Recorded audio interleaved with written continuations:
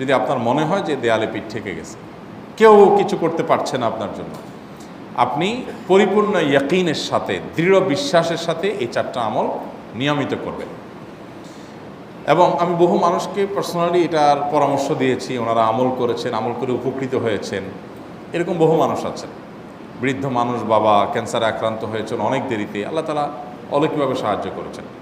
হ্যাঁ, কখনো যদি আল্লাহ তাআলা এই আমলগুলো করার পরও আমার বিপদ দূর না করেন, তাহলে হয় আমার আমলের মধ্যে কোনো ত্রুটি ছিল, অথবা আমার এই বিপদ দূর না হওয়ার মধ্যে আমার জন্য কোনো কল্যাণ নিহিত ছিল।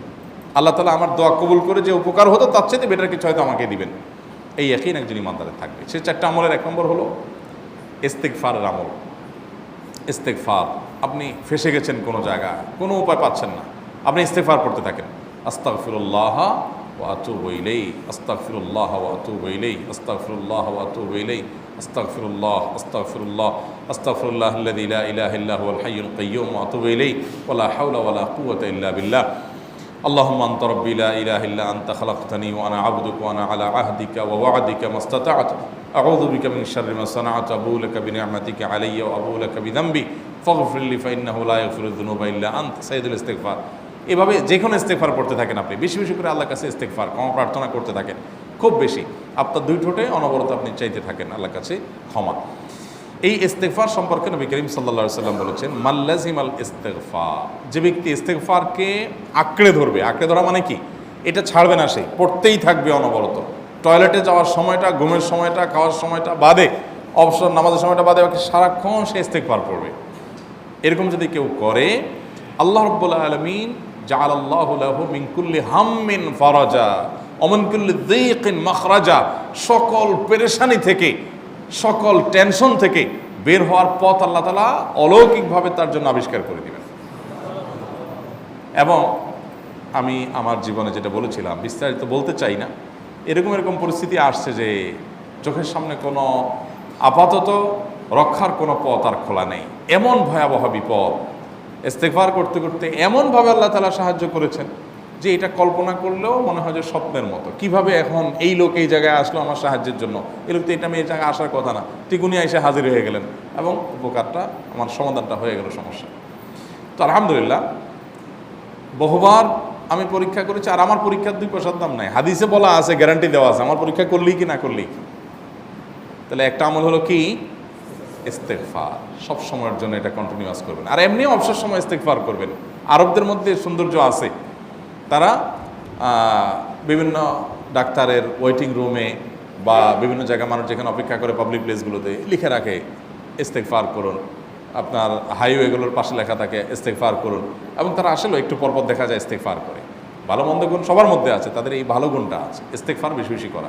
আমরা ইস্তেগফার সচরাচর এইভাবে অনবরত অবসর সময় করার অভ্যাস অনেকের মধ্যেই নাই। আমরা এটা চালু করবো ইনশাআল্লাহ। বিশেষ করে যখন কোনো সমস্যা হবে তখন ইস্তেগফার চলতে থাকবে মুখে অনবরত, ধীরে ধীরে মহব্বতের সাথে নিজেকে, নিজের পাপ অপরাধগুলোর কথা স্মরণ করে আল্লাহর কাছে মাফ চাইতে থাকবো, পেরেশানি দূর হবে ইনশাআল্লাহ। 1 নাম্বার 2, দুরুদ, নবী করিম সাল্লাল্লাহু আলাইহি সাল্লামের প্রতি দুরুদ পাঠ করা। এটা যদি আপনি নিয়মিত করতে থাকেন মহব্বতের সাথে, আল্লাহুম্মা সাল্লি আলা মুহাম্মদ ওয়া আলা আলি মুহাম্মদ কামা সাল্লাইতা আলা ইব্রাহিম ওয়া আলা আলি ইব্রাহিম ইন্নাকা হামিদুম মাজিদ, আল্লাহুম্মা বারিক আলা মুহাম্মদ ওয়া আলা আলি মুহাম্মদ কামা বারাকতা আলা ইব্রাহিম ওয়া আলা আলি ইব্রাহিম ইন্নাকা হামিদুম মাজিদ। আপনি একবার ছোট দুরূদ যদি পড়েন, সাল্লাল্লাহু আলাইহি ওয়াসাল্লাম, সাল্লাল্লাহু আলাইহি ওয়াসাল্লাম, আল্লাহুম্মা সাল্লি আলা মুহাম্মদ ওয়া আলা আলি মুহাম্মদ, শুধু এইটুকু পড়েন। জাযাল্লাহু আন্না মুহাম্মাদাম মা হুয়া আহলু, শুধু এইটুকু পড়েন। আপনি এভাবে যেই কোনো দুরূদ নবী করিম সাল্লাল্লাহু আলাইহি ওয়াসাল্লামের প্রতি যদি পড়েন এবং পড়তে থাকেন অনবরত, ইস্তেগফারের পাশাপাশি দুরূদের ক্ষেত্রে নবী করিম সাল্লাল্লাহু আলাইহি ওয়াসাল্লাম বলেছেন যে এইটা তোমার জন্য যথেষ্ট হয়ে যাবে। তুমি যদি আল্লাহর কাছে আর কোনো দোয়া করতে না পারো, শুধু দুরূদটা পড়ো, তোমার সব পেয়ে যাবে, কিচ্ছু লাগবে না। এক সাহাবী বলছেন, রাসূলুল্লাহ, আমার দোয়ার মধ্যে দুরূদ কত পার্সেন্ট রাখবো? আমি তো আমার অনেক কিছু আল্লাহর কাছে চাইবো, দুরূদ মানে তো নবীজির জন্য দোয়া, মানে আমার জন্য তো আমি দোয়া করবো, আপনার জন্য দোয়া কত পার্সেন্ট করবো? 1/3, 1/4, তারপরে হাফ, এবার বিভিন্ন পার্সেন্টেজ বলছিলেন তিনি। নবী করিম সাল্লাল্লাহু আলাইহি ওয়াসাল্লাম বলেছেন যে হ্যাঁ, এর বেশি করতে পারলে আরও ভালো, আরও ভালো। তো ভদ্রলোক এর বেশি, ওই সাহাবী রাদিয়াল্লাহু তাআলা আনহু, তিনি এর বেশি বাড়াতে একটা পর্যায়ে বলছেন যে আমি সব দোয়া আপনার জন্য করি। নবী করিম সাল্লাল্লাহু আলাইহি ওয়াসাল্লাম বলেছেন, তাহলে তোমার আর কোনো দোয়াই করতে হবে না, এর মধ্যে সব দোয়া চলে আসবে। কারণ আপনি যদি বলেন আল্লাহ আপনার নবীর প্রতি আপনি রহমত নাজিল করেন, আপনার নবীর প্রতি আপনি শান্তি নাজিল করেন, আপনি যেটা দোয়া করেন, তো আল্লাহকে আল্লাহর নবীর প্রতি আপনি রহমত নাজিল করতে বললে আল্লাহ তাআলা আপনার প্রতি রহমত নাজিল করবেন কি করবেন না? আপনি কাউকে খুশি করতে চান, কার কাছ থেকে কিছু আদায় করতে চান, তার ছেলেটারে যদি হাদিয়া তোহফা দেন, আদর যত্ন করেন, তো বাই ডিফল্ট অটোমেটিকলি ওই লোকের সিম্পেথি আপনার দিকে আসবে কি আসবে না? চোখ বন্ধ করে আসবে। তো আল্লাহর নবীর জন্য যখন আপনি দোয়া করবেন তখন আল্লাহ তাআলা আপনার মধ্যে রহমত নাজিল করবেনই, এটা নবী সাল্লাল্লাহু আলাইহি ওয়াসাল্লামের ওয়াদা। যে কোনো পেরেশানি, তিনি আরো বলেছেন যদি কেউ দুরূদের আমল করে নিয়মিত, আল্লাহ রাব্বুল আলামিন তার সকল পেরেশানির জন্য যথেষ্ট করে দিবেন। এই আমলটাকে সবগুলো দূর করার জন্য যথেষ্ট হয়ে যাবে। এই দুরূদের আমলটা আমি দেখেছি সুবহানাল্লাহ গুলির মতো কাজ করে। আজকের ঘটনা, এক ভদ্রলোক সকালে একটা টেলিভিশন চ্যানেলে, বেসরকারি চ্যানেলে প্রোগ্রাম শেষ করে নামছিলাম লিফটে, তো উপস্থাপক উনি বলছিলেন যে ভাই মানে দুরূদের আমল পড়ে আমি কিছুদিন আগে একটা ইয়াতে মানে এমন একটা অবস্থা যে এইটা থেকে বের হওয়ার কোনো পথ আর নাই, শুরু করলাম দুরূদ অনবরত, এরপরে আল্লাহ তাআলা আমাকে এমনভাবে উদ্ধার করলেন আমি কল্পনা করতে পারিনি। আলহামদুলিল্লাহ এই আমলগুলো করে অনেক ভাইরা আমাকে অভিজ্ঞতা জানাইছেন যে আলহামদুলিল্লাহ তাদের অভিজ্ঞতা অলৌকিক। হ্যাঁ, ওই যে বললাম কখনো যদি আল্লাহ তাআলা আপনার দোয়া কবুল না করেন তাহলে হয় আমার ত্রুটি আছে, আর না হলে আমার জন্য আল্লাহ তাআলা এর চেয়ে বেটার কিছু রেখেছেন, আমি সেই ইয়াকিন রাখবো ইনশাআল্লাহ বিইذنিল্লাহ। আর এই দোয়াতে সমাধান হবেই হবে, সে বিশ্বাস থাকতে হবে। নবী করিম সাল্লাল্লাহু আলাইহি ওয়াসাল্লাম বলেছেন, হাদিসে কুদসিতে আল্লাহ বলেছেন আনা ইনদা যান্নি আবদি বি, বান্দা আমার প্রতি যেমন ধারণা করে আমি তেমন আচরণ করি। আপনি যদি চিন্তা করেন করে দেখি হয় কি না, দেখি ট্রাই করি, তাহলে ওই আল্লাহ তাআলা বলবেন ঠিক আছে দেখতে থাক। আপনি যদি ইয়াকিন করেন যে না নবী করিম সাল্লাল্লাহু আলাইহি ওয়াসাল্লাম যে বলেছেন অতএব সেটা হবেই, আর আল্লাহ রাব্বুল আলামিনের কাছে আমি ওইভাবেই চাবো যে আল্লাহ দিবেনই, আমি নিয়েই ছাড়বো, ইনশাআল্লাহ গুলি মিস হতে পারে, আপনার দোয়া মিস হবে না। ওই ইয়াকিন, ওই ঈমান আমার মধ্যে আনতে হবে, চেষ্টা করবো তো ইনশাআল্লাহ। তাহলে দুইটা আমল হলো, ইস্তেগফার আর দুরূদ। 3 নম্বর আরেকটা আমল হলো দোয়া ইউনুস। দোয়া ইউনুস, লা ইলাহা ইল্লা আন্ত সুবহানাক ইন্নী কুনতু মিনাজ জালিমিন। বেশি বেশি পড়তে থাকবেন, যখন বিপদে পড়বেন ইস্তেগফার আর দুরূদ পড়বেন সবচেয়ে বেশি, আর মাঝে মধ্যে দোয়া ইউনুস, লা ইলাহা ইল্লা আন্ত সুবহানাকা ইন্নী কুনতু মিনাজ জালিমিন। আল্লাহ সুবহানাহু ওয়া তাআলা কোরআনে কারিমে এই দোয়ার পরে বলেছেন ওয়াকাযালিকা নুনজিল মুমিনিন। এই দোয়া পাঠ করার মাধ্যমে ইউনুস আলাইহিস সালামকে পৃথিবীর ইতিহাসের সবচেয়ে অলৌকিক ঘটনা, সকল সায়েন্স, সকল আপনার বিজ্ঞানের তত্ত্ব সবগুলোকে আপনার সবগুলোর বিপরীতে বা সবগুলোকে আপনার ভুল প্রমাণ করে দিয়ে ওই জায়গাটার জন্য আল্লাহ তাআলা ইউনুস আলাইহিসকে মাছের পেটে ঢোকার পর সেখান থেকে আবার জীবিত রেখে বের করেছেন। অক্সিজেন অভাবে সেখানে এমনি মারা যাওয়ার কথা, আরও নানা কারণে মারা যাওয়ার কথা, তাই না? কিন্তু আল্লাহ তাআলা তাকে রক্ষা করেছেন, কারণ উনি ওই বিপদে পড়ার পর থেকে এটা পড়তেছিলেন, লা ইলাহা ইল্লা আনতা সুবহানাকা ইন্নী কুনতু মিনাজ জালিমিন। তো আল্লাহ তাআলা কোরআনে বলেছেন এটা ইউনুস, তার নবী ইউনুস আলাইহিস সালামকে আল্লাহ তাআলা এর মাধ্যমে রক্ষা করেছেন, সেটা তার জন্য খাস না, এটা তার জন্য স্পেশাল না, বরং আল্লাহ বলেছেন ওয়াকাযালিকা নুনজিল মুমিনিন, এটা দিয়ে আমি তাকে রক্ষা করেছি, একইভাবে ঈমানদারদেরকেও এইটার মাধ্যমে রক্ষা করব। এটা বড় অস্ত্র পেয়ে গেলাম। দোয়া ইউনুস বেশি বেশি পড়বো ইনশাআল্লাহ, লা ইলাহা ইল্লা আনতা সুবহানাকা ইন্নী।